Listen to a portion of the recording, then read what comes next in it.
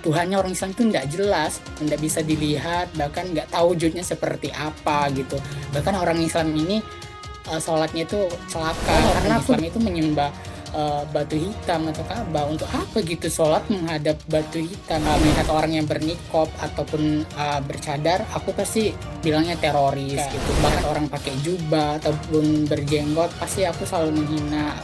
Maaf ya Ustaz, kasarnya itu kayak jenggot itu aku bilang ya kambing gitu. Bismillahirrahmanirrahim.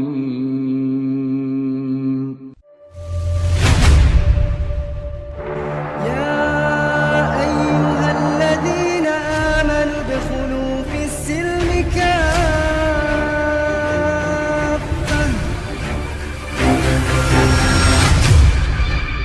Baik, bismillahirrahmanirrahim. Assalamualaikum warahmatullahi wabarakatuh. Kembali, Waalaikumsalam warahmatullahi wabarakatuh. Alhamdulillah. Kembali lagi di Ngaji Cerdas, insya Allah mencerdaskan umat bagi mereka yang mau berpikir, insya Allah. Alhamdulillah, saya sudah bersama Ustadz Hafiz ya dari Bengkulu dan kita minta sharing-sharingnya melalui Zoom meeting ini, insya Allah. Ustadz Hafiz, saya mau tanya-tanya sebentar ini sebelum nanti lanjut ke pertanyaan-pertanyaan berikutnya ya.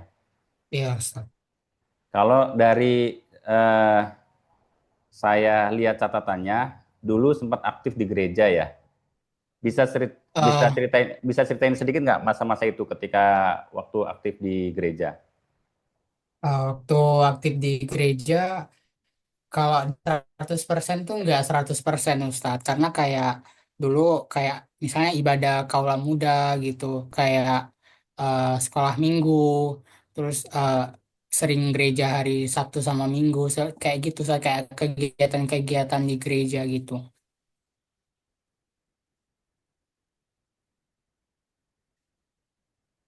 Masih ingat nggak momen pertama kali Ustadz Hafiz itu ngerasa ada sesuatu yang ngeganjal dalam ajaran yang diyakini waktu itu? Ada Ustadz. Apa itu?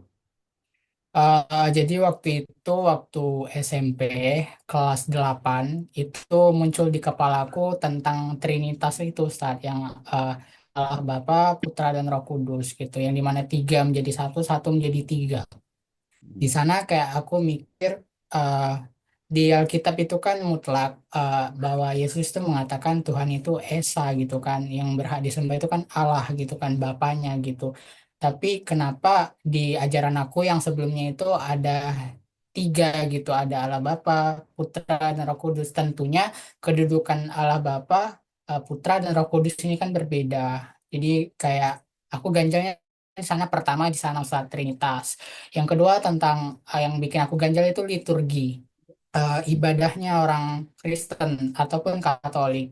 Jadi sebelum aku memutuskan untuk masuk Islam, terlebih dahulu aku beribadah dari gereja satu ke gereja lain gitu untuk melihat apakah sama atau tidak. Ternyata banyak sekali perbedaan dari tata cara ibadah. Nah, di sana kayak aku, kan tujuannya ini kan sama, satu, sama-sama ke si Yesus ini kan. Tapi kalaupun satu tujuan dalam pikiran aku kemarin, pasti Yesus itu mengajarkan hal yang sama, cara berdoa, beribadahnya pasti sama, tetapi berbeda. Itu yang kedua.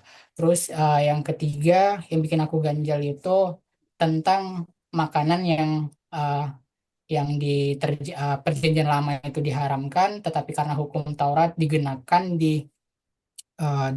sama Yesus di hukum Taurat yang mati di kayu salib, semuanya jadi halal. Jadi kayak aku ganjal di sana, masa iya gitu firman Tuhan itu bisa berubah-ubah dari waktu ke waktu. Itu yang ketiga.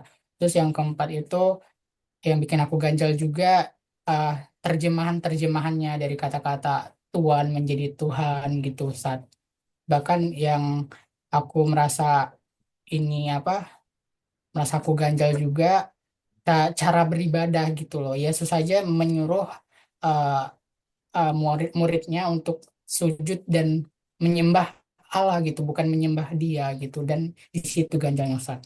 Turning point-nya yang bikin Ustadz Hafiz mulai berpikir, kayaknya saya nih harus cari tahu soal Islam deh gitu. Nah, awal mula aku mencari tahu soal Islam itu di tahun 2021, tepatnya itu bulan 12 sebelum Christmas atau Natal.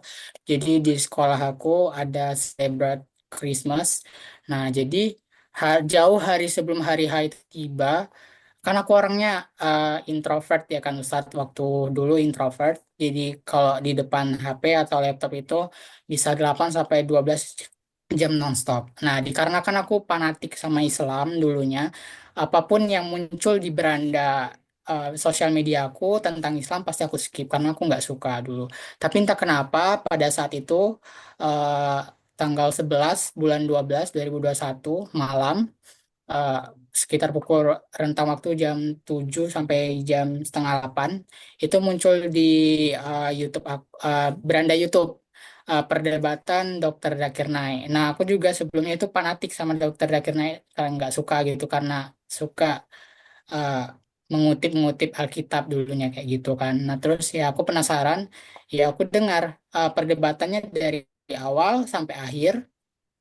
Aku siap juga Alkitabku yang terjemahan baru.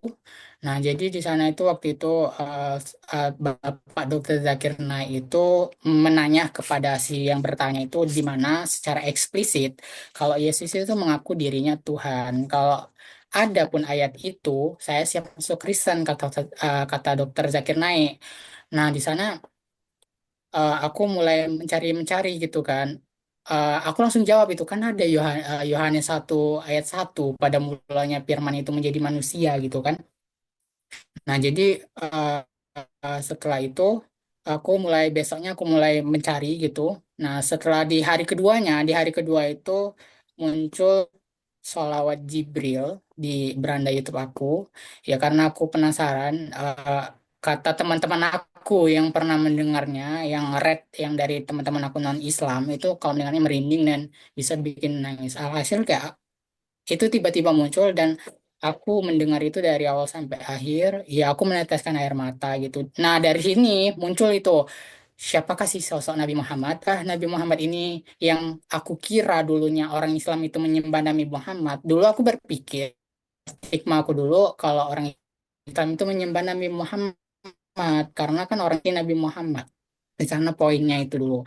Terus nggak lama itu aku mulai pengen rasa tahu, pengen tahu lebih banyak gitu tentang Islam. Islam kebetulan di depan rumah itu ada ustadz gitu, ada rumah ustadz juga di depan rumah. Jadi sering-sering tanya-tanya sama sama ustadz itu kan, seperti itu ustadz. Ya, ya. Tadi sempat menyebutkan bahwa Bang Hafiz ini juga fanatik ya, artinya tidak suka dengan Islam. Bisa diceritakan Ya secara detail ustadz. nggak? Apa yang bikin nggak sukanya dengan Islam itu? Eh, pada awal mulanya, kenapa aku bisa benci sebenci-bencinya sama Islam, bahkan fanatik sama Islam itu SD Ustadz. SD dulu waktu kelas 6 aku korban bullying yang melalui perkataan bahkan fisik yang sampai mental aku tuh bukan kayak terganggu lah gitu, mental aku kayak takut akan ketemu orang baru. Nah, di situ aku menilai yang rata-rata ngebullying aku tuh Islam gitu. Jadi aku kayak langsung merangkap, oh ini ajaran orang Islam tuh begini, agamanya begini gitu. Yang dimana kan waktu itu aku berpikir kayak orang Islam ini kan bilangnya ngajarin yang baik, akhlak, adab, tapi kok malah ngebullying sampai mental orang tuh rusak gitu. Nah, dari situ awal mula fanatiknya. Dan berikutnya hari demi hari, waktu demi waktu, kayak lihat orang pakai jubah ataupun berjenggot, pasti aku selalu menghina. Maaf ya Ustaz, kasarnya itu kayak jenggot itu aku bilang ya kambing gitu. Dan melihat orang yang bernikop ataupun bercadar, aku pasti bilangnya teroris gitu. Bahkan kayak waktu SD kan aku negeri, pas SMP aku masuk di swasta. Di SMP aku itu mayoritasnya non Islam. Nah, jadi aku membalas dendam aku itu pas di SMP. Kebetulan di SMP ada teman aku yang Islam, jadi aku membalasnya di sana waktu itu saat kayak dulunya aku dibullying, kenapa sih Tuhan kamu kok digantung? Orang Kristen makan babi, makan apa dan sebagainya. Orang Kristen nggak sunat dan sebagainya. Olah-olahan itu udah jadi makanan hari-hari. Nah, ketika SMP, aku mengeluarkan unek-unek aku sama teman aku yang Islam itu yang minoritas kayak aku bilang eh Tuhannya orang Islam itu nggak jelas, nggak bisa dilihat, bahkan nggak tahu wujudnya seperti apa gitu. Bahkan orang Islam ini sholatnya itu celaka. Karena aku dulu mengutip ayat yang di Al-Quran itu yang aku pakai untuk menjelekan Islam itu dulu yang di surat Al-Ma'un yang fawailul lil musholin, yang celaka orang yang sholat gitu. Makanya aku sering Maaf. bilang sama teman aku yang Islam itu dulu kalian tuh sholat tuh percuma karena kalian sholat tuh celaka gitu. Mending kalian masuk Kristen aku bilang kayak gitu. Di sana udah terjamin keselamatannya seperti itu saat Ya, ya, ya. Nah, seberapa lama Bang Hafiz itu sampai bergelut dengan perdebatan seperti itu gitu ya? Apa berlanjut terus sampai menemukan Islam itu? terus Bisa eh, ceritakan? untuk perdebatan itu aku mulai masuk ke grup-grup debat The Barter Kristen versus Islam itu dari kelas 3 SMP sampai aku kelas 12 kelas Lama 3 ya? SMA. Iya, Ustaz. Kayak di sosial media seperti contohnya di Facebook ataupun di kalau yang TikTok sih baru-baru tahun 2023. Karena 2023 aku dari Islam, yang pastinya aku berpihak pada Islam. Sebelum jauh dari itu aku udah masuk ke grup-grup The Barter gitu yang di Facebook gitu, yang nggak face to face atau video call atau Zoom kayak gini, cuman sekedar kata-kata aja seperti itu. Dan makin lama aku ikut debat, kan orang Kristen ini diajarkan 9 buah roh kan, salah satunya kayak kebaikan, damai sejahtera, sukacita. Tapi setelah aku lihat di dalam di barter itu kebanyakan tidak mengamalkan 9 buah roh ini yang diajarkan Yesus itu, sukacita, damai sejahtera, tapi ya nggak mengamalkan ajaran kasih juga seperti yang Yesus itu bilang, malah kayak memframing orang Islam, menghina orang Islam gitu. Kayak dari sana aku eh, takjub waktu itu yang di barter yang Islam itu, saat dia santai, Hmm. eh, apapun yang diucapkannya itu berdasarkan dalil fakta yang valid. Kalau orang Kristen yang aku lihat waktu di barter di Facebook itu kayak sekedar apa sekadar omongan doang, tapi tidak ada dalil dan yang fakta yang valid untuk ditunjukkan bahwa ini begini gitu. Dan juga setelah aku debarter itu, ya aku kan di Kristen ini ada yang namanya di Alkitab itu belajar per kata per kata itu namanya parsial. Nah, di parsial ini kan misalnya kayak Allah itu nanti dijabarkan lagi gitu kan, kayak parsial gitu. Jadi waktu itu si The Barter yang di Facebook itu mengatakan di dalam Bible itu ada loh nama Nabi Muhammad. Memang secara eksplisit Nabi Muhammad nggak disebutkan Muhammad di sana. Cuman alangkah baiknya kalian itu melihat di parsialnya. Nah, aku penasaran. Itu kalau nggak salah itu di Kidung Agung 5 ayat 10 sampai ayat 16. Nah, di sana ada ciri-cirinya itu kan ada ciri-ciri kulitnya merah keputih-putihan, rambutnya ikal bergelombang. Nah, kata si pedebar tren di Facebook itu untuk membalancekan ini fakta atau tidak, lihat di buku Sirah Nabawiyah.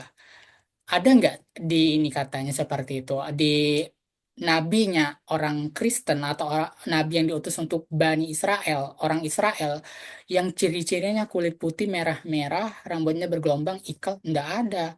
Ada Nabi Muhammad. Setelah aku lihat di parsialnya, memang tidak nama Nabi Muhammad di sana, tapi Ahmad gitu, Ustaz. Nah, dari situ aku pengen lebih tahu lagi nih, pengen cari tahu lagi. Nah, karena aku terbatas bahasa Arab, jadi aku waktu itu beli Al-Quran itu secara silence, diam-diam, tanpa diketahui mamaku gitu. Baik. Ini kan soal debat tadi ya, debat di sosial media sampai bertahun-tahun kan tadi ya. Senjata Ya, apa dari yang kelas 3. digunakan oleh Bang Hafiz nih ya Bang Hafiz, ketika debat melawan Muslim waktu itu. Senjatanya apa? Amunisinya apa? Untuk mematahkan argumen-argumen mereka. Kita kan pengen tahu nih, siapa tahu nanti ada debat, ternyata senjatanya itu saja gitu. Ya, jadi waktu itu senjata aku cuma ada beberapa. Yang seperti yang aku sebutkan yang pertama tadi itu, kalau orang Islam itu sholat itu nggak berguna, celaka gitu. Sesuai dengan artinya, Fawailul musholin, celaka orang yang sholat. Nah, di sini yang sana pertama. Tapi waktu itu, karena mungkin yang debater di Facebook itu kan rata-rata orang awam, nggak tahu apa-apa gitu kan, orang awam. Jadi kayak banyak yang nggak bisa menjawab si Fawailul musholin ini. Maka semakin kuat dari Kristen yang debat di Facebook kemarin itu semakin kuat gitu argumennya. Celaka itu yang pertama. Yang kedua, waktu itu aku memakai eh, ini sesuai dengan logika aku waktu itu, bukan kayak aku ngambil di ayat yang di Al-Quran atau bukan, bukan. Aku sesuai logika aku bilang, oh orang Islam itu menyembah batu hitam atau Ka'bah. Untuk apa gitu sholat menghadap batu hitam, itu yang pertama. Yang kedua, tapi di sana tidak ada orang Islam itu yang mematahkan argumen itu gitu. Kayak Hmm. pasrah aja waktu di debat gitu kan. Terus yang ketiga, ya aku bilang orang Islam itu nyembah Nabi Muhammad, kayak patuh banget sama Nabi Muhammad sih. Dia siapa gitu, kayak Islam ini ciptaan Nabi Muhammad gitu. Ya aku bilangnya seperti itu, Ustaz. Berarti sudah tahu ya lawan debatnya memang pemahamannya minim ya tentang Islam gitu ya. Iya, Ya. karena kan rata-rata kalau orang Kristen ini misionaris ini kan enggak sama orang yang berilmu, Ustaz. Karena kalau orang yang Oh. berilmu itu sangat sulit rata-rata. Makanya kalau misionaris itu kayak ke pedalaman, mereka tuh sama orang-orang yang awam, bukan orang yang berilmu. Karena orang yang awam kan ya manut-manut aja, karena kan enggak Hmm. akidahnya, tauhidnya belum kuat 100% kayak ulama ataupun orang-orang yang berilmu lah gitu kan, enggak gitu. Makanya kayak diiming-imingin uang, diiming-imingin duit, harta dan sebagainya, mereka mau gitu untuk meninggalkan Islam.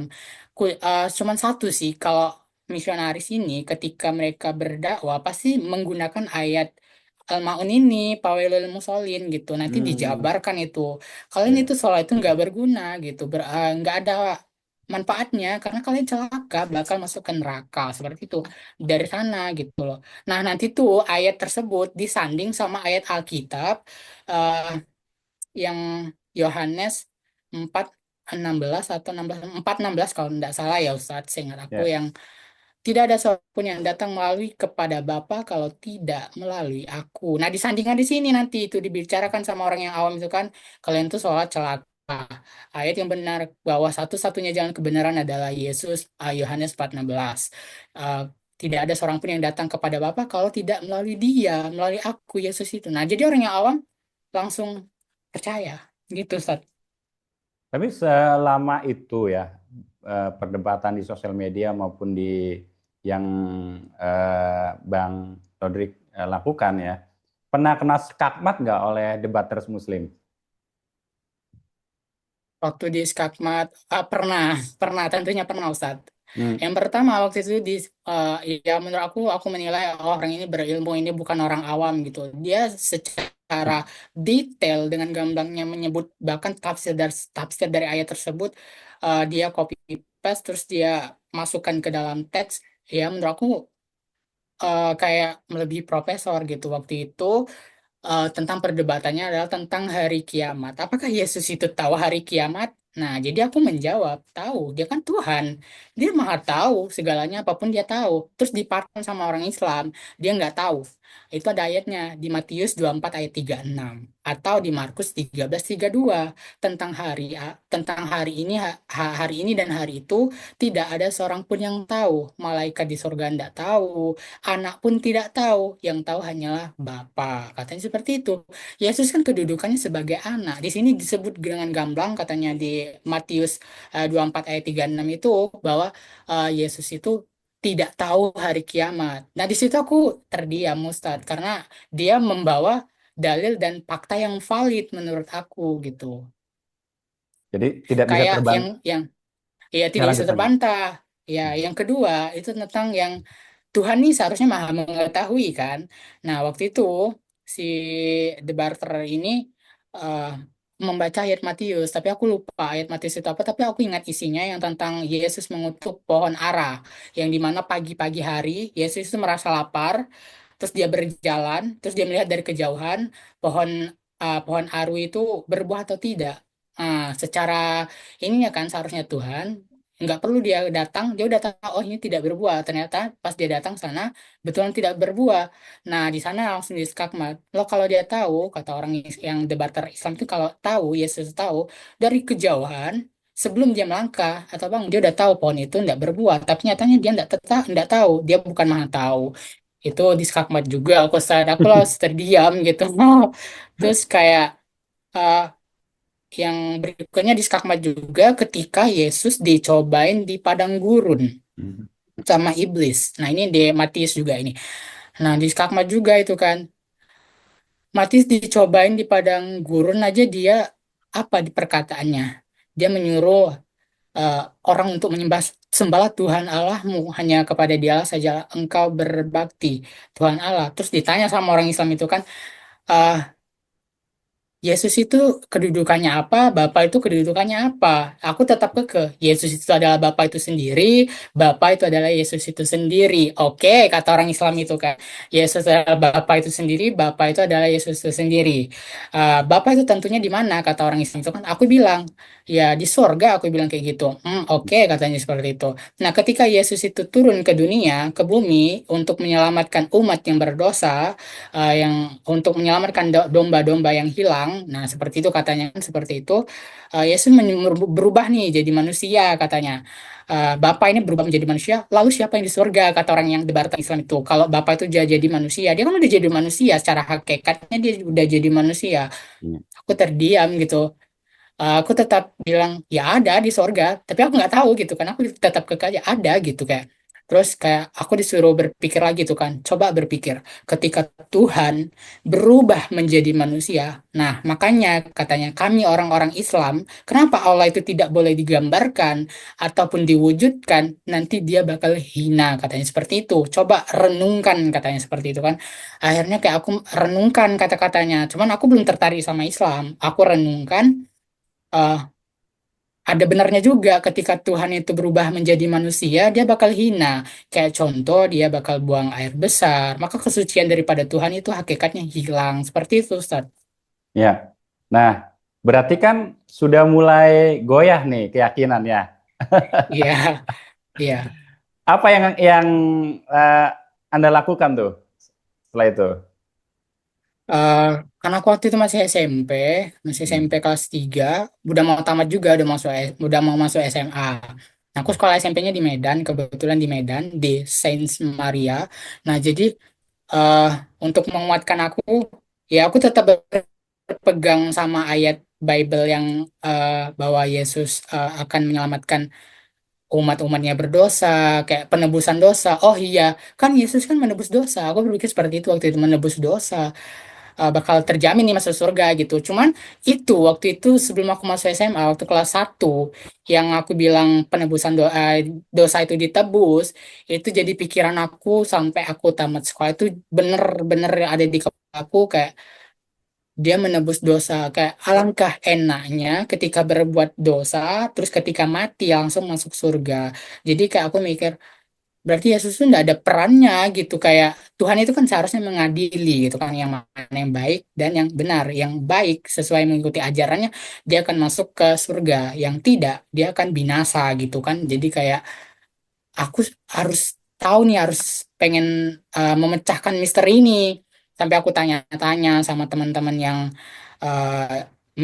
teman aku yang sekarang jadi biarawan, dan ada juga yang sekolah di teologi, sing bertanya juga seperti itu, Ustaz. Hmm. Terus Dan juga sudah sudah mulai penasaran nggak dengan agama lain?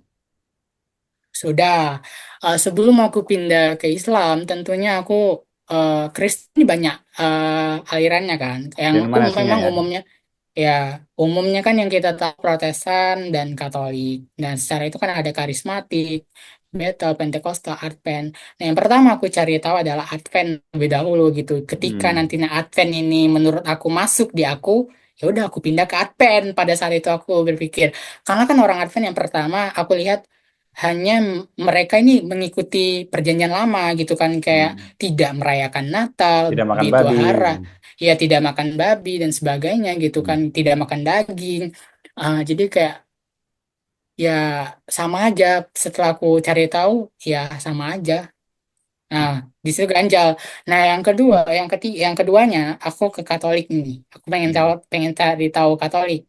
Nah, karena kan kalau lihat dari konteks sejarahnya, awalnya kan Katolik pada dasarnya Katolik gitu kan. Hanya karena masalah penebusan surat penebusan dosa, akhirnya terbentuk Protestan gitu kan. Nah, jadi aku pengen tahu Katolik. Nah, aku cari tahu sama teman-teman aku yang Katolik, Katolik itu seperti apa, apakah sama dengan Kristen tujuannya dan sebagainya. Aku harus cari tahu kedudukan Yesusnya seperti apa, Bunda Maria itu seperti apa. Karena di pikiran aku waktu itu, kalau orang Katolik ini bukan menyembah Yesus, tapi menyembah Maria. Karena kayak lebih memuliakan Bunda Maria pada saat itu, pikiran aku. Nah, akhirnya dikasih formulir katekumen. Nah, kalau di Kristen atau Katolik itu ada yang namanya katekumen gitu kan. Kayak masa 3 bulan, 6 bulan, 1 tahun baru bisa dibaptis. Baru bisa diterima di gereja tempat belajarnya ini. Nah, jadi sama aja, menurut aku sama aja kayak, ya sama aja, nggak terpecahkan gitu. Si Trinitas ini nggak terpecahkan gitu. Tapi waktu itu aku ketemu sama satu gereja sama aku, cuman dia pemahamannya bukan Trinitas, tapi dia oneness. Nah, Kristen ini Hmm. kan juga ada oneness, ada juga Yes. Trinitas gitu. Nah, jadi si si yang teman aku ini bilang bahasa asli Yesus itu bukan Yesus, seharusnya dia tuh Theos katanya gitu kan. Aku mencari Theos, Theos itu apa gitu. Orang banyak, soalnya debartarisan juga banyak. Yesus is Theos, Theos is Yesus. Ya, benar. Yesus Theos, kalau bahasa aslinya Theos gitu kan, nggak ada Allah dan sebagainya, itu nggak ada. Nah, jadi dari situ aku cari tahu sama aja, mengganjal aja gitu. Terus pengen cari tahu agama lain juga kayak Buddha. Aku mencari tahu agama Buddha juga. Aku tanya-tanya, yes memang secara ajaran mereka tidak boleh membunuh apapun dan sebagainya, mau itu bentuk sekecil apapun tidak boleh membunuh. Cuman waktu aku bertanya sama orang Buddha kemarin, waktu aku pengen tahu kalau ini benar, aku bakal masuk Buddha. Tapi kalau nggak masuk di akal logikaku, nggak masuk aku. Waktu itu aku bertanya, orang Buddha ketika mati itu gimana? Tuhannya ke siapa? Kan yang pembawanya Siddhartha Gautama. Ya. Jadi jawabannya, ketika kami mati, kami akan lahir di alam yang baru. Katanya seperti itu. Tuhan kami lah yang belajar sama kami. Di situ aku langsung terdiam. Loh, kok Tuhan belajar sama orang yang baru mati? Seharusnya orang yang semasa hidup yang eh, mempelajari Tuhannya gitu. Kok ini pas mati baru belajar, nggak masuk di logika aku juga itu. Terus aku pengen cari tahu karena di daerahku namanya ada Suro Bali. Nah, itu rata-rata orang Hindu. Hindu. Nah, jadi cari tahu lah, pengen cari tahu si Hindu ini. Dan eh, cari tahu di kitab Weda itu memang ada secara eksplisit itu nama Allah itu ada, cuman nggak ALLAH itu nggak iloh. Hmm. Kalau di Jabar ya sama aja Allah gitu kan. Ya, bertanya, tapi di sana kayak nggak masuk di logikaku juga, kok Tuhan diserupakan dengan sapi gitu, kayak rendah kak, serendah itu kak derajatnya gitu, jadi kan nggak masuk di akal aku. Nah, yang terakhir, Ya. Islam. Aku pengen tahu yang Islam. Yang pertama kali aku cari tahu Islam itu adalah Nabi Muhammad. Tentunya Nabi Muhammad. Karena kalau aku mencari tahu Allah ini, karena bagi aku kemarin si kata-kata Allah ini kan menjadi satu tujuan kalau yang di ajarannya Abrahamaik. Nah, jadi kayak ya udah nanti aja mencari tahu tentang Allah Subhanahu wa taala itu nanti. Tapi aku pengen cari tahu Nabi Muhammad. Aku cari tahu kisah-kisahnya kayak yang bikin aku kagum itu ketika eh, Nabi Muhammad itu berdakwah.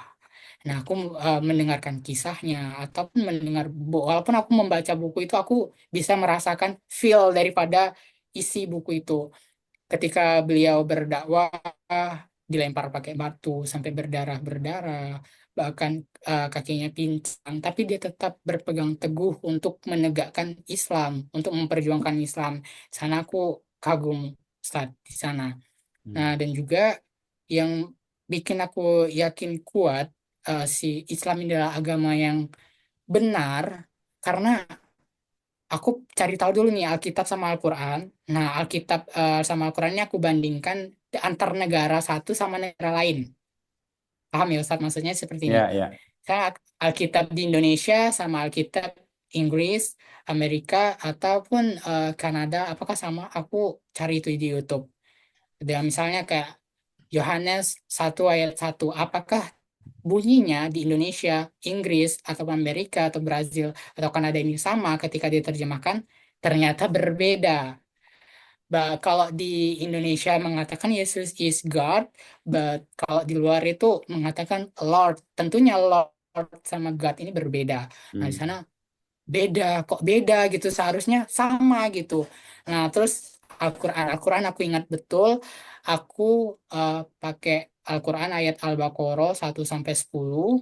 Aku karena aku punya laptop, terus aku sandingkan di HP sama iPad juga di YouTube. Aku dengerin ya bacaan orang Indonesia Al-Quran surah Al-Baqarah 1 sampai 10 di Arab, Al-Qurannya Arab sama Turki, apakah sama?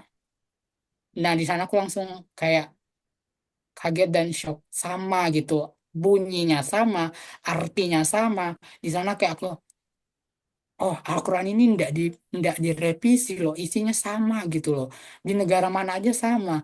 Tapi kenapa di Alkitab aku ini berbeda antara bahasa Ibrani, bahasa Yunaninya, bahasa Indonesia terjemahannya itu berbeda arti gitu. Nah, di sana aku makin yakin tuh. Nah, supaya aku yakin kalau Islam itu benar, aku bukan hanya melihat dari Al-Quran itu sama atau enggak gitu kan Ustaz. Aku mencari ayat di Al-Quran.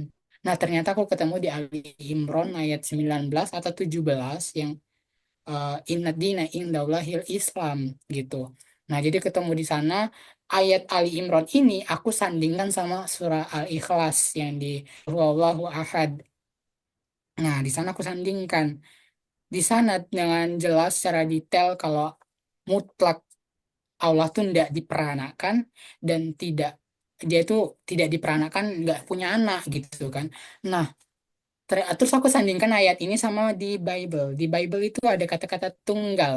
Tuhan itu tunggal esa gitu kan. Jadi kayak tunggal kalau kalau dia tunggal berarti dia ndak punya siapa-siapa. Bapak ndak ada, ibu ndak ada ataupun anak ndak ada. Dia tunggal namanya esa. Nah, dari sana aku makin pengen yakin gitu. Cuman aku nggak mau masuk Islam di hari itu juga karena aku kan sekolahnya di yayasan itu kan, yayasan non-Islam. Jadi aku rentang dari bulan Januari sampai bulan Juni 2022. Kebetulan aku lulus SMA itu 2022, Ustadz. Nah, jadi aku mempelajari itu selama 6 bulan. Selama 6 bulan itu aku nggak pernah ke gereja sampai ditanya sama teman-teman ataupun bahkan orang gereja eh kenapa nggak pernah gereja ya nggak apa-apa gitu kayak tapi di Bali itu aku mau mempelajarinya ini membandingkan antara Al-Quran sama si Alkitab ini gitu untuk eh, butuh proses yang sangat lama mungkin menurut bagi orang 6 bulan itu waktu yang singkat tapi bagi aku itu waktu yang lama untuk aku pengen tahu gitu Islam sama Kristen ini pengen tahu gitu nah dan juga eh, kan kalau orang Islam ini debat, orang Kristen ini kan sering mempunyai argumen anak bungsu itu diam aja.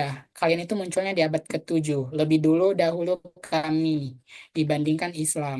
Nah, hal ini nih terpatahkan sama ketika aku membaca sejarahnya Kristen Protestan nih. Nah, Hmm. Awalnya kan Katolik. Nah, yang orang Kristen ini sering bilang orang Islam muncul di abad ke-7 dan ternyata aliran aku sendiri, dominasi aku sendiri itu muncul di abad ke-16. Nah, jadi di sini terpatahkan sama argumen terpatahkan sendiri gitu. Kami selalu bilang orang Islam itu muncul abad ke-7, sedangkan kami aja muncul di abad ke-16. Gitu, Ustaz.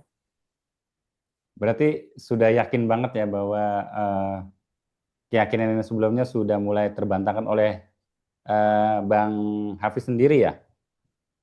Iya, Hmm. Nah kemudian kan sudah mulai kepo dengan Islam, ada rasa takut nggak? Misalnya dikatain nanti mau murtad dari agama yang dulu atau nanti dijauhi gitu oleh teman-teman selain sekolah tadi ya? Ada, Nah, ada, tentunya ada Ustadz. Nah, hmm, ketika aku belum mengucapkan syahadat itu, aku masih proses dan belajar, hmm, melihat eh, di YouTube gitu kan kayak Ustadz Adi Hidayat, Ustadz Abdul Somad, bahkan ulama-ulama yang hmm, famous di Indonesia. Jadi kayak aku melihat, nah ujiannya itu pasti tentu ada gitu kan, kayak hmm, teman-teman aku bilang jangan sampai goyah, jangan sampai pindah ke sebelah. Di sebelah itu tidak ada keselamatan. Nabi Muhammadnya aja mati, nggak bisa menyelamatkan apa umatnya, katanya seperti itu. Lah, sedangkan kita, Yesus mati untuk kita, katanya seperti itu. Udah dijamin di sorga, karena seperti itu. Cuman aku nggak terlalu menggubris, karena aku kan, ya, aku tetap sama pendirian aku. Aku pengen tahu gitu kan kayak gitu. Nah, dan juga uh, ujiannya itu kamu kalau murtad katanya dari Kristen, kamu menjadi domba yang tersesat katanya. Bagi orang Kristen kan domba tersesat di luar dari Kristen. hmm. Nanti kamu jadi domba yang tersesat katanya seperti itu. Nah, yang ketika kata-kata domba tersesat ini langsung nempel di kepala. Ya. Domba yang benar Kristen, domba yang tersesat di luar Kristen. Jadi kayak aku mikir gini, kok manusia disamain sama kasarnya Binatang. hewan, Ya. binatang gitu, domba gitu.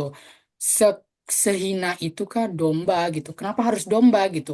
Nah, di sana juga eh terus aku juga pengen karena prinsip orang Kristen ini kan Yesus itu 100% manusia, 100% Tuhan. Nah, hal ini tuh terbantah sama aku ketika aku membaca di Bible itu di eh, Yohanes 8 ayat 40 kalau Yesus itu mengakui dirinya manusia gitu yang Hmm. dipilih Allah untuk yang dipilih Allah dan diberi mukjizat gitu dan dia datang hanya untuk Bani Israel. Nah, ketika dapat Bani Israel ini kan Yesus pernah mengatakan aku datang, aku diutus hanya untuk Bani Israel, umatku, umat Israel. Nah, di sana kayak aku berpikir, aku orang Indonesia, aku bukan Bani Israel. Nah, beda halnya ketika aku membandingkan Nabi Muhammad sama Yesus. Nabi Muhammad kan mengatakan dia akan membawa kebenaran itu untuk seluruh alam, artinya mencakupi seluruh manusia. Nah, sedangkan Yesus hanya untuk Bani Israel saja, berarti hanya mencakup Bani Israel, bukan seluruh manusia di semesta alam. Nah, di sana aku makin yakin kalau Islam ini ada benarnya gitu. Nah, seperti kayak aku lupa di Al-Quran itu ayatnya apa, tapi aku pernah baca yang tentang yang di bawah laut, yang air apa itu yang terpisah gitu di laut. Ya, Nah, itu. Nah, pertemuan aku kayak dua apa air begitu ya. Terus di iya. dalam laut juga ada sungai juga begitu. Iya, Ustaz. Nah, sedangkan di Bible tidak menjelaskan itu secara eksplisit. Nah, Hmm. malahan di Al-Quran itu menjelaskan itu secara detail gitu. Nah, sedang sebelum si ilmuwan ini Al-Quran itu sudah menemui terdahulu kan kayaknya Al-Quran ini menggambarkan, aku berpikir Al-Quran ini menggambarkan tentang apa yang terjadi. Misalnya kayak Nabi Muhammad lagi ditimpa musibah, nanti ada ayat-ayat yang turun kayak gitu. Aku mikirnya kayak valid gitu. Sedangkan Nabi Muhammad jauh sebelum sampai tahun 2021 waktu itu kan jauh itu kan Ustaz jaraknya gitu kan tentunya jauh. Nabi Muhammad kan sudah berkata itu nanti tuh umat itu bakal kayak dia mengatakan Arab itu bakal kembali menjadi jahil, bakal banyak terjadi maksiat di mana-mana. Nah, di sana aku kagumnya kata-kata di hadis itu ternyata terbuktikan di hari itu. Memang banyak yang aku saksikan di sekitar aku, banyak orang bermaksiat kayak Arab itu menjadi bebas gitu. Kok bisa gitu? Aku jadi pengen lebih tahu lagi tentang Nabi Muhammad gitu saat. Nah, Ya. dan juga aku juga kemarin sempat pasal khitan nih, Ustaz, Hmm. sunat. Gimana itu?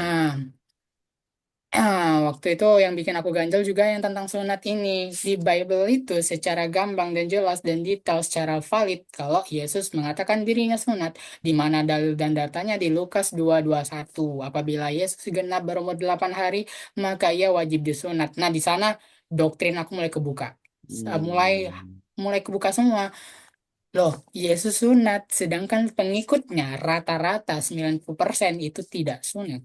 Adapun yang sunat itu hanya untuk kesehatan, bukan hanya untuk agama. Nah, Hmm. di sini Kak pikir, loh berarti melanggar daripada Alkitab dong, isi perintah dari firman Tuhan ini berarti melanggar gitu. Nah, ketika aku menanyakan sama orang yang sekolah teologi, loh, kan semuanya sudah digenapi di hukum Taurat. Ketika Yesus rela mati di kayu salib, semuanya menjadi hal.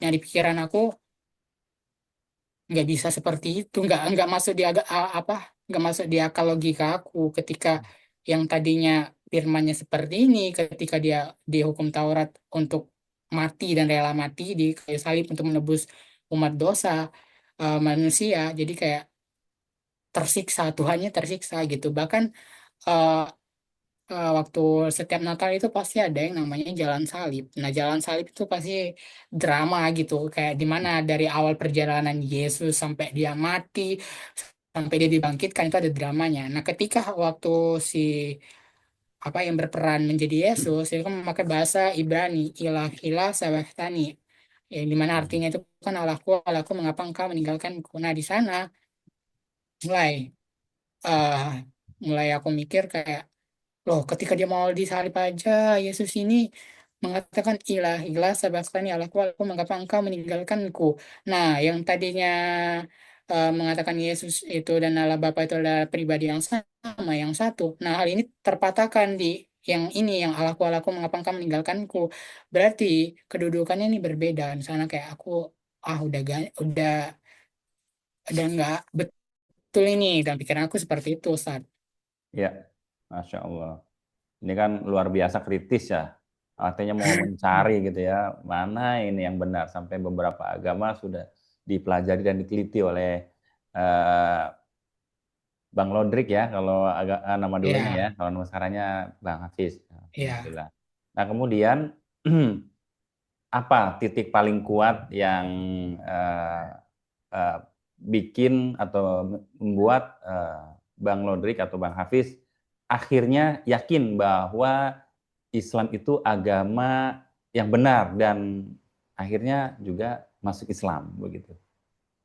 Yang membuat aku yakin, yang pertama yang tentunya dari Al-Quran, yang Ali Imran tadi, Ustadz. Ali Hmm. Imran dan surah Al-Ikhlas, terus juga dikuatkan sama hadis Nabi Muhammad.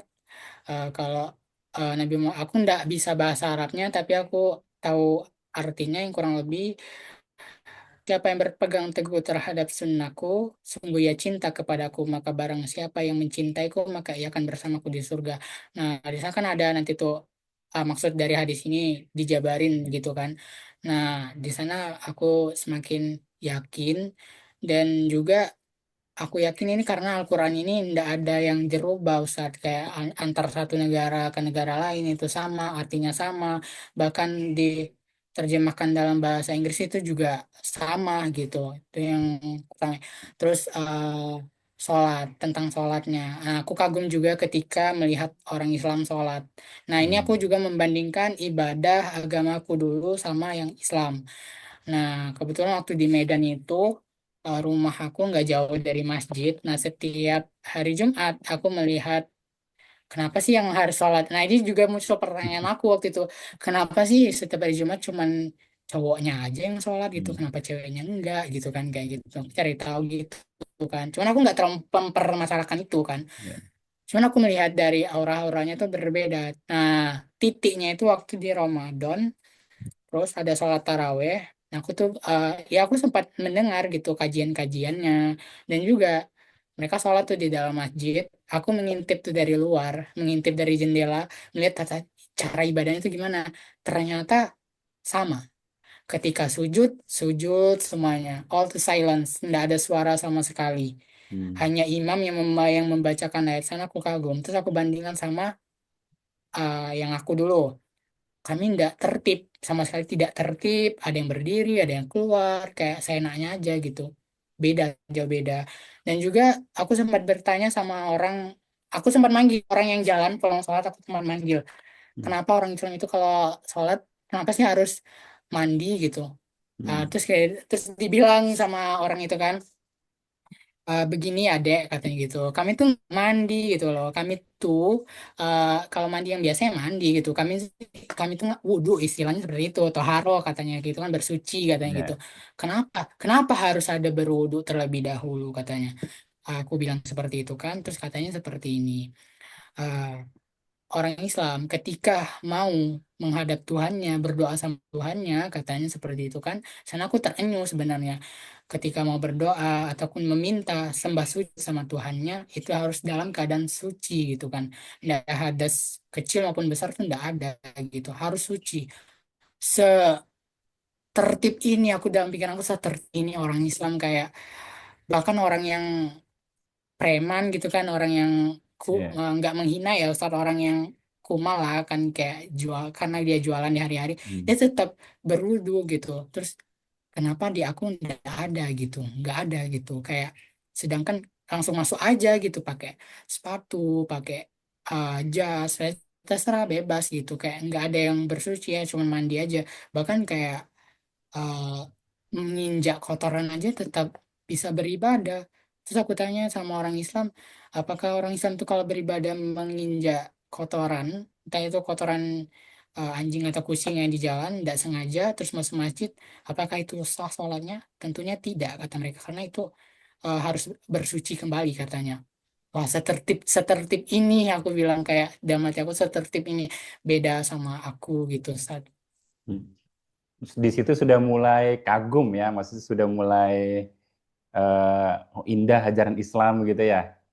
Ya, nah terus aku kagum juga. Oh, kan dulu aku kan sempat fanatik sama nggak suka karena kalau aku Ya. menyalahkan orang sama agamanya. Setelah aku belajar mencari tahu dari ustadz satu yang lain gitu, sama ustadz Muhammadiyah, sama ustadz NU juga gitu kan. Ya, di Islam itu diajarkan adab dan akhlak gitu. Hmm. Sampai katanya, sampai makannya pun itu ada tata caranya. Minumnya, mandinya, bahkan keluar dari rumah, mau kemana aja itu ada tata caranya, ada adabnya, ada doanya katanya. Oh begitu ya Ustaz gitu. Terus ya Kak, aku flashback nih sama yang aku nggak ada gitu ya, ya nyelonong aja gitu, masuk rumahnya nyelonong aja gitu, walaupun di atas pintu itu shalom gitu, nggak pernah mengucapkan shalom gitu. Nah, di sanalah adabnya katanya gitu kan, orang Islam itu ada adab dan akhlaknya. Nah, ketika orang Islam itu berbuat onar ataupun berbuat kericuhan atau kegaduhan, eh, itu bukanlah agamanya yang salah tapi oknum katanya gitu kan. Hmm. Setelah aku kulik-kulik, ternyata iya, sebenarnya Islam mengajarkan seperti ini, tapi hanya karena oknum-oknum tertentu itulah yang salah. Makanya aku memaafkan pelaku pelaku bullying aku dulu sampai mereka menghubungi aku di sosial media. Aku bilang aku sudah memaafkan kalian, dan aku nggak menyalahkan, sekarang aku nggak menyalahkan agama. Itu pure murni kesalahan dari kalian sendiri. Aku bilang seperti itu, Ustaz. Ya, karena sebenarnya kan Islam dan Muslim itu dua hal yang berbeda ya, Bang Nodrik ya, Bang Iya, Hasim. Islam ya, adalah agama yang insya Allah agama. benar ya, dan satu-satunya yang diterima di sisi Allah. Dan sementara itu Muslim adalah penganutnya gitu. Jadi usernya bisa Ya, jadi salah, bisa jadi secara kafah ya menerapkan Islamnya begitu. Jadi kalau selama ini orang melihat apa namanya stigma-stigma negatif di luar sana ya berarti karena kelakuan seorang Muslim bukan agamanya iya, begitu. Jadi selama ini kita iya, salah. Oh di masjid sendal saya hilang, agama Islam kurang bagus. Ternyata itu kan bukan ajarannya. Kalau ajarannya tadi iya, yang sudah diceritakan oleh Bang Lodrik ya, masya Allah sebegitu indah kan. Itu baru mungkin baru iya, sedikit ya. Nanti kalau misalkan diceritakan lagi, masya Allah dari bangun tidur sampai kita tidur lagi sampai kita ke toilet pun itu ada doanya. Bayangkan kita masuk ke toilet baca doa, keluar kita memohon ampun itu artinya. Coba bayangkan kita iya, keluar toilet kok kita minta ampun. Coba. Ya barangkali kita ngambil hikmahnya, barangkali ada ciptaan-ciptaan Allah di situ makhluk Allah yang terzolimi oleh kita ya, ntar terkena pipisnya ya, ada serangga atau ada jin segala macam begitu ya. Ya ada hikmahnya semua. Masya Allah itu indahnya Islam begitu. Nah, tadi juga kan iya, udah kagum ya dengan ajaran Islam. Kemudian tadi juga di awal-awal Bang Lodrik itu Bang Hafiz juga tidak suka dengan Islam, benci dengan Islam gitu, bahkan Iya, fanatik begitu ya. Nah, iya. ketika sudah mempelajari Islam, kemudian mencari begitu ya, ada kekaguman nggak dengan sosok Nabi Muhammad? Menurut Bang Lodrik itu apa sih sisi yang paling keren gitu ya dari Nabi yang bikin Bang Lodrik itu kagum gitu? Ketika aku masuk Islam itu, ya tentunya yang aku kagumi cara berdakwanya, eh, orang yang banyak menghinanya, bahkan menjauhinya, bahkan eh, merasiskannya, tapi beliau tetap berpegang teguh. Aku tuh kagumnya sama sifat dan perilakunya gitu, tetap rendah hati gitu sama orang, Akhlaknya ya. bersabar gitu. Terus dia ya akhlaknya, walaupun beliau dihina, beliau enggak menghina orang gitu, malah berdoa kepada Allah gitu loh, supaya mendapatkan hidayah gitu. Kagumnya tuh di sana, Ustaz. Masya Allah. Luar biasa. Semoga istiqomah ya Bang Lodrik ya. Amin, Ustaz. Saya Nah, mau setelah mau mau kembali lagi soalnya agak menarik ya, kritik terhadap ya, ajaran lamanya ya. ya, Tadi Mas Lodrik tuh sempat mention soal Trinitas, ya, ada Tuhan ya, Bapa, Tuhan Anak dan sebagainya, yang ya. membuat itu Bang Hafiz itu ragu. Bisa dijelaskan nggak kenapa konsep itu menurut menurut Bang Hafiz itu membingungkan atau nggak logis gitu? Ya, kenapa menurut aku itu nggak logis ya? Menurut aku memang nggak logis. Nah, ketika aku bertanya sama orang eh, yang istilahnya ilmunya udah ada, mereka yang sekolah dari teologi, lulusan STH, mereka mengatakan ya orang biasa nggak bisa membaca Alkitab. Itu harus Hmm. ada roh katanya gitu. Baca Alkitab tuh harus ada roh. Aku jawab dengan statementku, aku punya roh. Kalau aku nggak punya roh, aku nggak hidup. Aku bilang kayak gitu. Iya, iya. Roh itu ilahi katanya, biar roh roh itu membantu kita dalam membacakan dan mengartikan gitu. Nah, yang bikin aku yang tidak masuk akal itu kan ya, Allah Bapa, Yesus ini Putra dan Roh Kudus. Nah, kedudukannya ini kan di mana tiga, ada three in one, three in one in three. Jadi tiga dari satu, satu dari tiga. Itu sangat membingungkan bagi aku. Bahkan aku pernah nanya sama pendeta, sama kalau Katolik itu Romo ya, Romo, Ngomong aku tanya, dan itu tetap aja jawabannya tidak masuk di aku, tidak bilang kayak memuaskan logika ya. tidak memuaskan. Ya, Hmm. tetap berpegang teguh sama Yohanes 1:1 tadi, Hmm. firman itu telah menjadi manusia gitu, menjadi daging gitu kan. Hmm. Kayak Bapa tentunya dari satu, dua, tiga ini kedudukannya berbeda. Tapi Hmm. bagi orang itu kemarin itu mengatakan sama, kedudukannya sama. Yesus is Bapa, Bapa is Yesus gitu kan. Yesus itu ada Hmm. Allah itu sendiri, Allah itu adalah Yesus itu sendiri. Cuman aku kemarin sempat argumen itu sempat aku patahkan. Sebenarnya kata-kata Allah itu orang Islam yang punya. Orang Kristen Hmm. tidak punya kata-kata Allah itu menurut aku. Eh, Terus aku membandingkan nih, aku sampai catat di buku Bapa, Putra, dan Roh Kudus. Kedudukan satu, Hmm. dua, tiga. Si Hmm. Bapa ini eh, turun ke dunia, menjelma menjadi manusia, yaitu si Yesus ini. Yesus ini Hmm. yang dianggap menjadi anak domba Allah atau anak Allah yang tunggal waktu itu.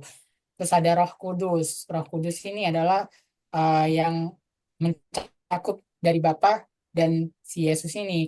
Ya tetap aja nggak masuk di logikaku ketika Bapa ini berubah turun ke dunia.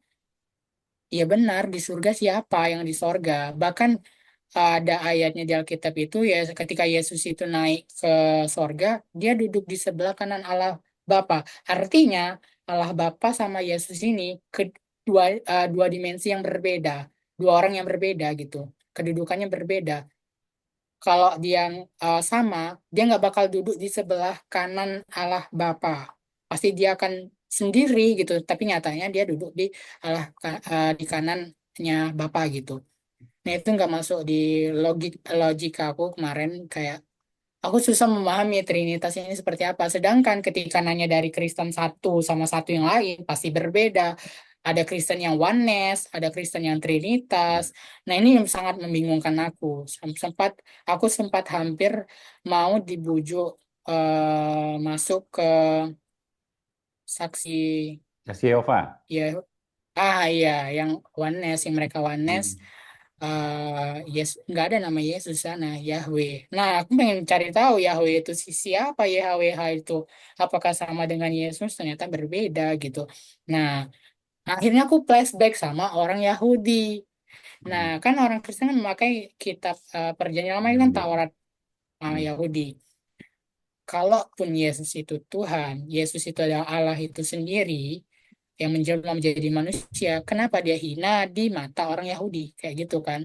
Hina di mata orang Yahudi. Bahkan orang Yahudi tidak menganggap dia Tuhan, tidak menganggap dia Tuhan gitu loh. Kenapa orang Kristen kekeh menganggap dia Tuhan gitu kan? Orang Yahudi aja menghinakan Yesus gitu loh. Sedangkan ayat-ayat dari Alkitab itu sendiri diambil dari Taurat kalau perjanjian lamanya. Nah, Hmm. di sanalah aku mulai yakin kalau Trinitas itu bukan satu pribadi yang sama, tetapi pribadi yang berbeda.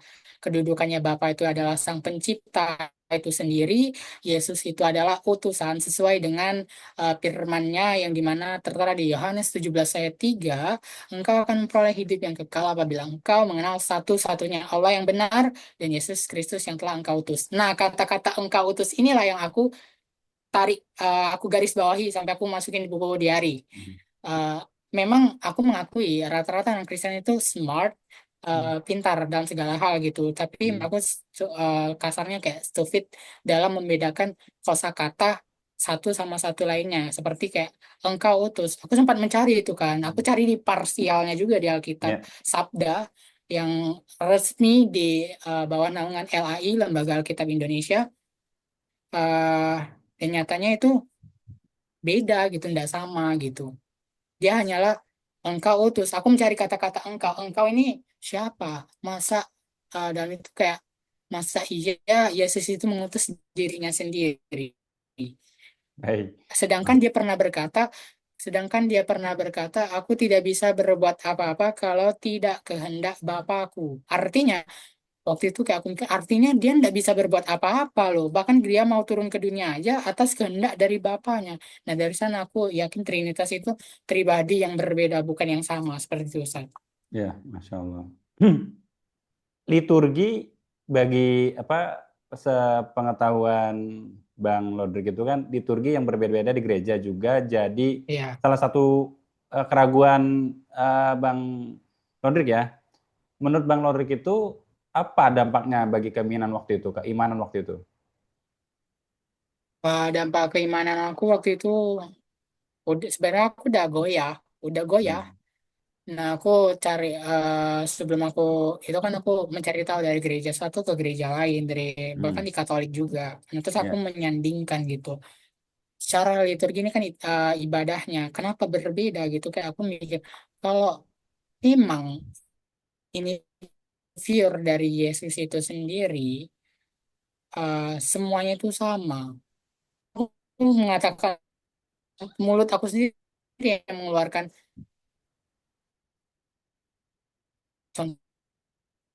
contohnya Islam. Islam itu eh, dari Allah semuanya sama sholatnya. Kayak misalnya di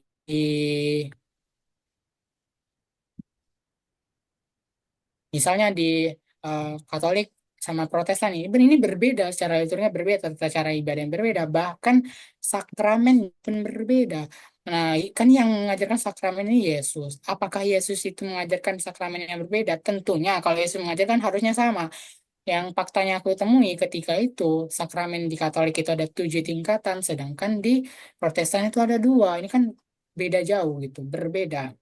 Nah, terus aku juga dikasih statement itu, eh, coba cari tahu asal-usul si Protestan ini, katanya. Apakah itu mutlak dari Yesus atau bukan? Agama itu di bawah Yesus atau bukan? Nah, ternyata pas setelah aku mencari tahu, ya memang Yesus itu tidak membawa agama, dia membawa jalan dan kebenaran, dia tapi sebagai utusan gitu kan, utusan yang dimana untuk menyuruh Bani Israel itu untuk menyembah hakikat satu Tuhan, yang berhak disembah. Nah, jadi aku cari tahu, oh ternyata konsepnya berbeda gitu, secara ininya berbeda. Kenapa harus berbeda antara Advent sama karismatik? Nah, cara karismatik ini ketika ibadah yang menurut aku udah over, terlalu berlebihan ketika ya alasannya kayak memuji Tuhan, haruskah jingkrak-jingkrak, harus jingkrak-jingkrak dan sebagainya. Dan menurut aku nggak logis. Dan di sana letak aku yakin ini ada permasalahan yang sangat eh, beda gitu bagi aku saat Ya, Masya Allah. Kemudian kan sudah melalui pencarian yang begitu panjang ya. Kemudian ya. Alhamdulillah sudah ada titik terang nih bahwa kayaknya Islam nih menjadi tujuan akhir daripada pencarian keyakinan itu ya. Nah, Ya, bagaimana waktu itu prosesi sahadatnya, kemudian teknisnya seperti apa gitu? Apakah ke masjid, ke KUA, atau melalui ustadz atau bagaimana? nah kebetulan yang terlebih dahulu hijrah ke Islam itu kan ayahku. Oh, Masya Tahun Allah. iya, tahun 2018. Aku Hmm, 2022. Nah, hmm, ini aku sempat debat sama ayahku dari 2018 itu hanya karena permasalahan ayahku tidak mau menafkahi aku karena alasannya beda akidah waktu itu. Ketika hmm, si ayahku udah masuk Islam, hmm, ayahku ngeke kalau Islam itu yang benar, carilah Islam, selalu berdoa sampai ya ini adalah titipan yang paling nggak bisa aku lupain sampai orang-orang sekitar tempat tinggal ayahku itu menyampaikan ke aku kalau ayahku itu sudah kayak orang gila hanya karena Ya anaknya Allah. nggak mau masuk Islam gitu. Hmm, Benar-benar ayahku sampai terkurus hanya mikirkan aku 4 saudara, aku anak pertama. hmm, Jadi aku nggak mau karena dulu aku cita-citanya pengen jadi pendeta, bahkan aku di support jadi sekolah di teologi gitu. hmm, Nggak mau. Tapi rentang dari 2018 sampai 2021 itu nggak pernah ketemu sama ayah, bahkan komunikasi nggak pernah gitu. Nggak pernah sama sekali. Aku ikut ibu karena ibuku udah pisah sama ayahku, jadi aku ikut ibu gitu.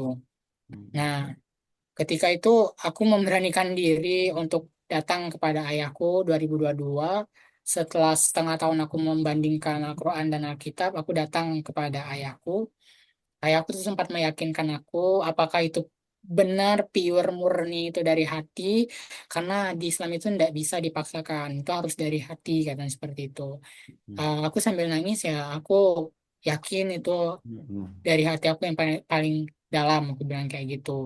Nah, cuman aku tanya waktu itu, ini teknisnya masuk Islam itu seperti apa? Kalau di Kristen itu kan ada yang namanya katekumen, ya, pembelajaran gitu. Nah, pada akhirnya eh sama Ustadz Syafi'i, namanya sama Ustaz Syafi'i, terus diajarkan ayahku, terus sama saksi-saksinya, aku bersyahadat tepatnya tanggal 26 Juni aku bersyahadat di depan orang banyak. Nah, ketika aku mengucapkan syahadat itu ya aku meneteskan air mata, yang pastinya meneteskan air mata. Eh, Setelah aku masuk Islam, aku mulai belajar sholat. Titik aku di sinilah ujian aku yang banyak itu ketika aku masuk Islam. Nah, aku waktu pertama masuk Islam itu aku nggak pernah kan namanya pakai peci, itu aku nggak pernah. hmm, Ada peci bulat, terus dikasih waktu itu aku dikasih sorban, sorban ya, yang kayak orang Arab itu kan. Nah, itu tiap hari aku pakai di kepala aku kayak ya aku cinta, kayak aku suka gitu, kayak cinta hmm, sampai aku dibilang sama mamaku, kamu kayak orang tersesat, kayak orang gila, kalau kayak gitu, kayaknya kayak gitu. Iya, sampai dibilang aku kamu kayak orang gila, kayak gitu, pakai jubah, kayak gitu, entah apa, kok kayak gitu kata mamaku kan. ya, Nah, ya aku tetap berpegang teguh gitu kan. Nah, di tahun 2022 itu, nah bagaimana cara aku belajar, mempelajari Islam ini secara berkala. Nah, kebetulan ayah aku itu ikut 2018 itu, nah kalau ayahku kenal Islam lebih dalam itu dari JT, Ustaz. tahu, Ya dari JT kan, dari JT, terus ayahku ikut JT ini. hmm, Nah, terus aku disuruh ikut JT gitu. Nah, dia ikut JT itu, tapi di urut, bawah ya kurus di bawah naungan Pak Wali Kota waktu itu, Wali Kota Bengkulu waktu itu, Pak Helmi Hasan. Aku pernah Hmm. ikut Bapak ini, Hmm. temannya Ustadz Dery Sulaiman itu. Hmm. Nah, jadi aku belajarnya di sana kayak satu persatu, kayak ikroknya. Hmm. Yang pertama ya yang tentunya aku kesusahan di ikro. Tentu, Hmm. sangat tentu kesusahan sampai aku at the time crying gitu, kayak aku nangis gitu, kayak sesusah ini kah kayak gitu, tapi aku yakin nanti tuh bakal bisa gitu. Nah, Hmm. terus di JT ini kan ada mereka mengikuti sunnah Nabi Muhammad yang makan di dalam napan itu kan. Ya, bareng-bareng. Nah, yang bareng-bareng gitu, nah itu aku nggak pernah sama sekali. Hmm. Nah, untuk aku nggak boleh berpikiran yang aneh-aneh tentang Islam, aku bilang kayak gitu kan. Ya, ya. Pokoknya Islam itu baik gitu kan. Hmm. Makan di dalam nampan itu. Ketika kau ditanya pertama kali di nampan itu bagaimana? Ya aku jawab jujur apa adanya, bilang ya aku jijik gitu karena aku nggak pernah gitu. Tapi setelah lama kelamaan terbiasa, lebih nikmat Terbiasa. gitu kan. Hmm. Ya terbiasa, lebih nikmat.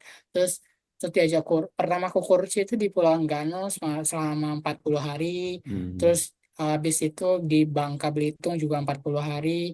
Nah, Hmm. di sana aku disuruh maju untuk menyampaikan, kalau bahasanya DJ itu Bayan Karguzari gitu, kayak perjalanan hidup gitu. Ya udah aku Hmm. sampaikan. Itu pertama kali di depan orang Islam, berkeringat cucurnya banyak karena aku takut salah menyampaikan Ya. kan Ustadz. Aku salah menyampaikan.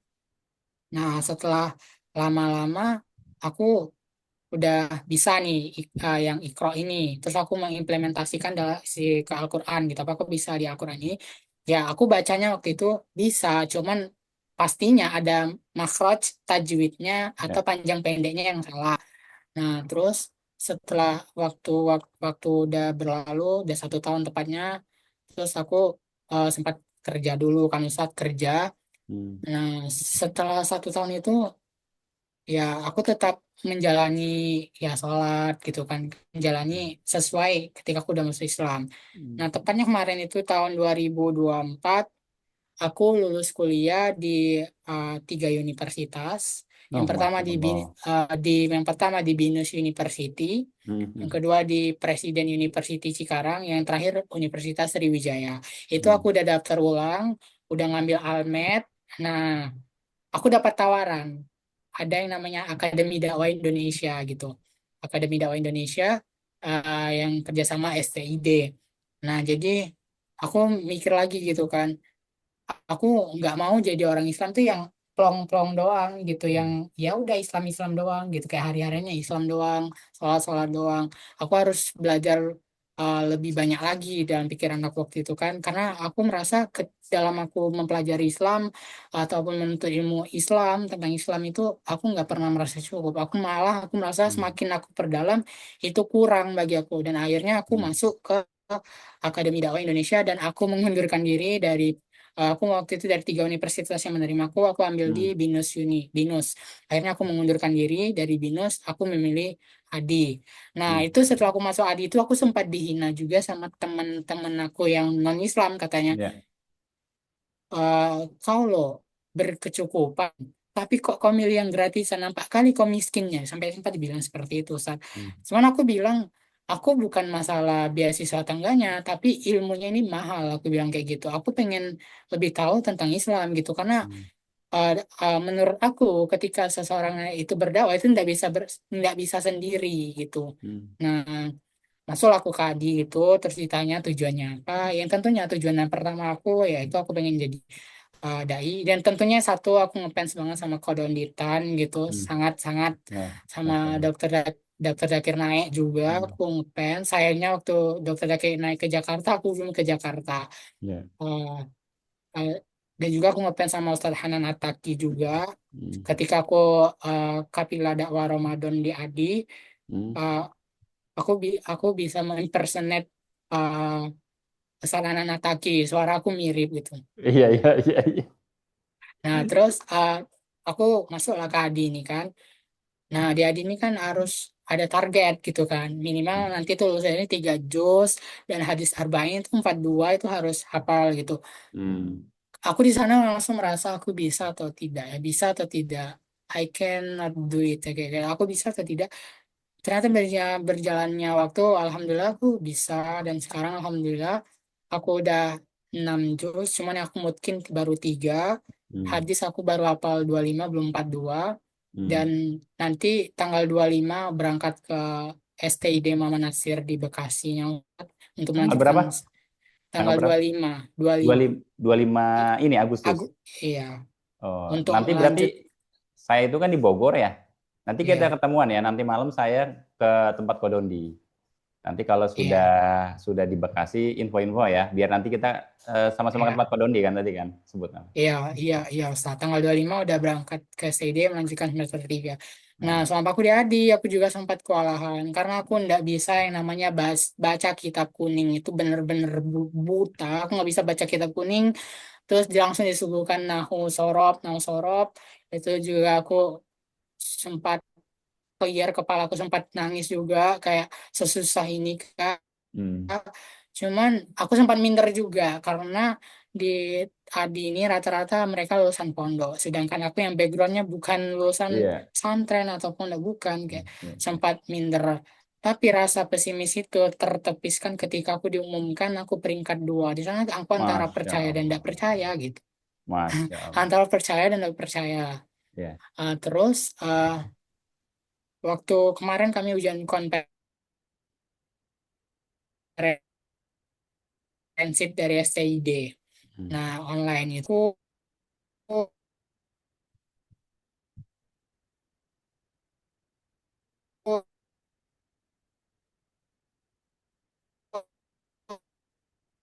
Nge-freeze ya suaranya. satu-satunya dari SMA itu cuman aku, yang lain dari pondok gitu. Ya alhamdulillah bisa kembali kepada Kristen. Hmm. Ya. Baik. Bang, tadi saya sedikit saja ya. Tadi kan ada cita-cita untuk jadi pendeta ya. Sedikit aja Ya, bisa ceritain nggak? eh waktu aku mau jadi pendeta tuh kelas 1 menjelang kelas 2 SMP. Karena aku melihat, ya, dalam definisi dan pikiran aku jadi pendeta itu jadi orang kaya. Dalam prinsip aku dulu, jadi pendeta pasti jadi orang kaya gitu. Korupsiin Hmm. aja uang perpuluhannya. Dan kayak gitu dulu. Kayak yang satunya, aku pengen jadi pendeta karena aku pengen kaya dulu gitu, Ustaz. Itu aja motivasinya ya. Insya Iya, Allah. Nanti insya Allah next kita undang lagi untuk sharing-sharing bersama beberapa mualaf yang mungkin bisa menimba ilmu dan pengalaman hikmah dari Bang Lodrik ya. Nah ini untuk closing statement ya. Apa pesan-pesan untuk orang-orang non-Muslim yang lagi mencari kebenaran seperti Bang Lodrik dulu gitu ya, tapi masih ragu atau takut gitu ya? Gimana? ya. Kalau dari aku, buat teman-teman non-Islam yang sedang mencari kebenaran, entah itu secara terang-terangan ataupun sembunyi-sembunyi, tapi kebanyakan sembunyi-sembunyi. Hmm. Pesan aku, tetaplah terus mencari kebenaran sampai kebenaran itu eh, datang kepada diri kita dan yakin. Dan jangan pernah putus asa, dan jangan pernah berhenti untuk mencari tahu.